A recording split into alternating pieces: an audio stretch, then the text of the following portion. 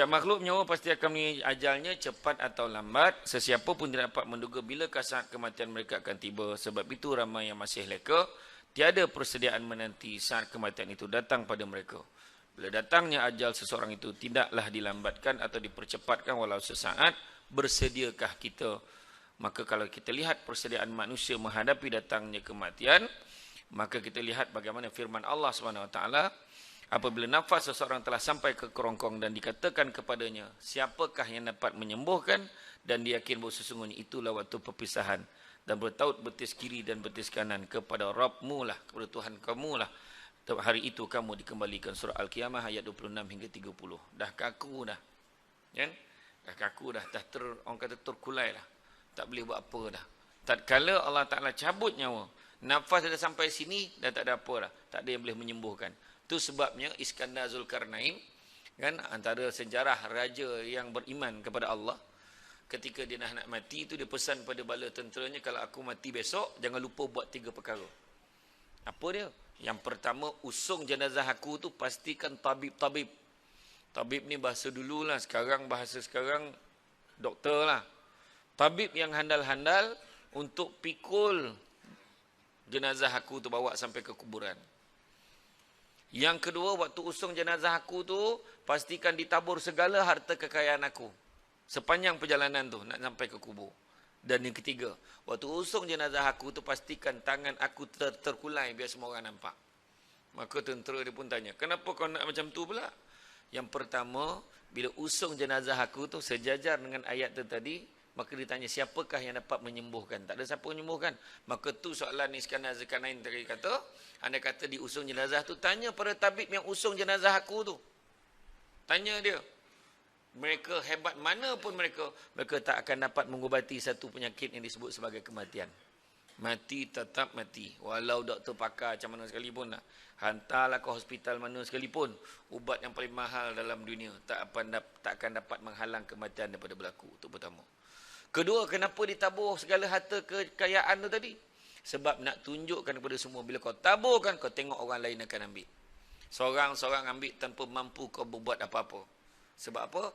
Harta kekayaan takkan dapat bawa masuk dalam kubur.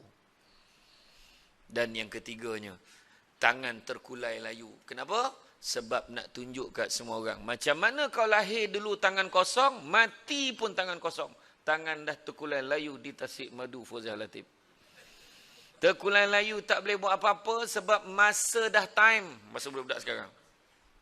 Masa dah sampai. Tak boleh buat apa dah. Walaupun kita boleh nampak, mungkin masa tu dikatakan roh, kita boleh nampak dah apa yang berlaku kat keliling kita. Siapa yang mandikan jenazah kita. Siapa yang angkat jenazah kita, mungkin kita boleh nampak masa tu. Tapi tak boleh buat apa dah. Kau kenapa kau tak angkat? Dulu masa hidup, kau main samsing lagi marah nak. Angkat. Buat ni. Tapi bila dah mati tak boleh buat apa. Itulah nak beritahu, kan? Hidup kita ni sementara, nak beritahu. Sementara sifatnya. Dunia ni sementara sifatnya, apatah lagi yang ada dalam dunia. Dunia tu sendiri sementara. Apatah lagi yang ada dalam dunia. Jawatan sementara.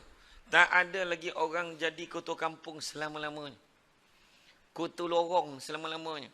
Sampai masanya akan bertukar juga. Tak kira lah berapa lama sampai masanya habis. Ada jawatan, pinjaman, jadi pegawai sampai masa letak jawatan, sampai masa pencen, bersara, orang lain pula ambil jawatan tu. Pinjaman sementara sifatnya. Dah tahu sementara, kenapa berebut lagi? Duit pun sampai masa akan habis. Tak boleh buat apa pun. Tu sebab nak kedekut buat apa?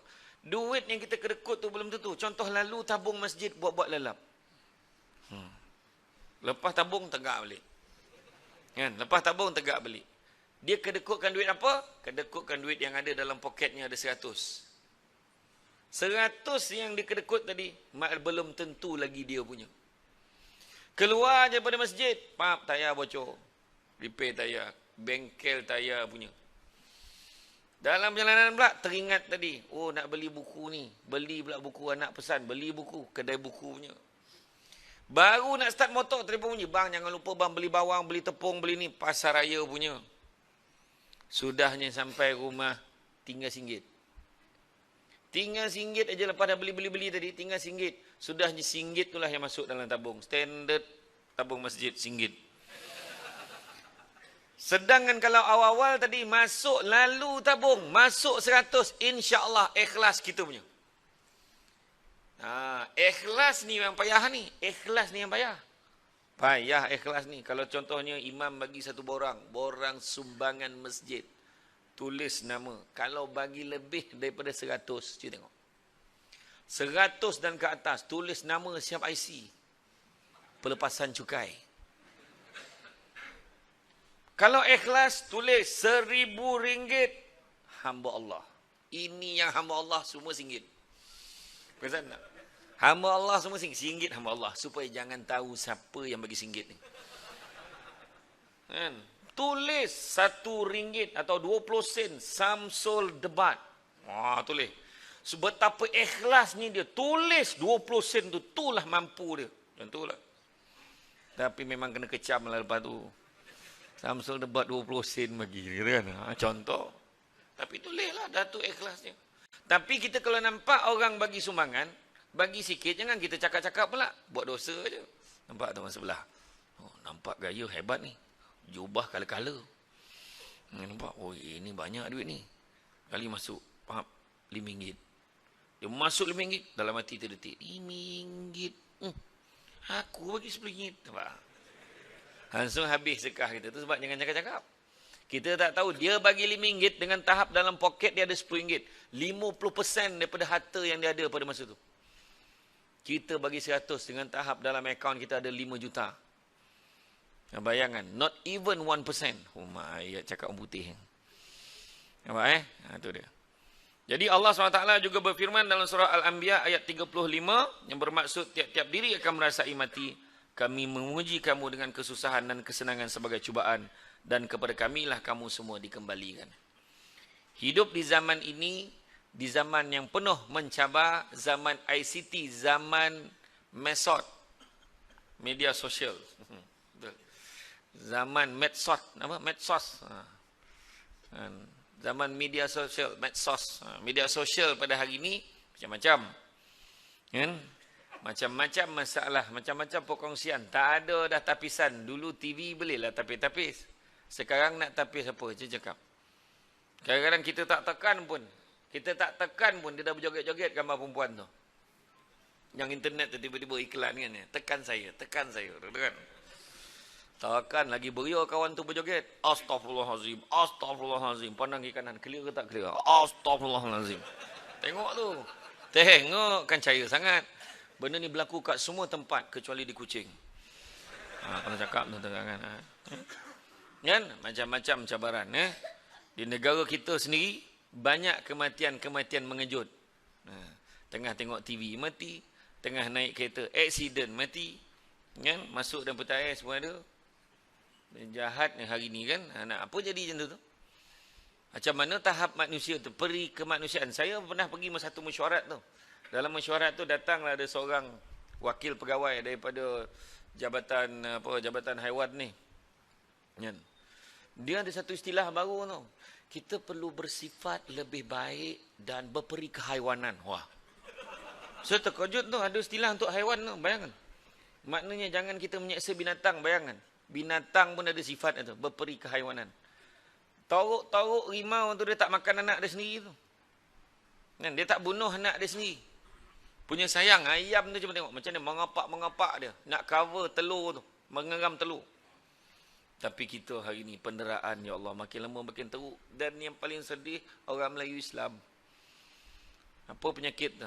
Penyakit tu lah disebut sebagai penyakit hati. Banyak yang mati terkejut ni cerita tadi. Mati aksiden, mati sakit jantung, mengejut. Dan macam-macam kes kematian mengejut. Soalannya, adakah kita bersedia? Tanda-tanda dah banyak nampak. Jiran kawasan kejiranan kita pun ramai yang mati terkejut. Mati bukan terkejut mati, mengejut mati, tiba-tiba mati. Kan?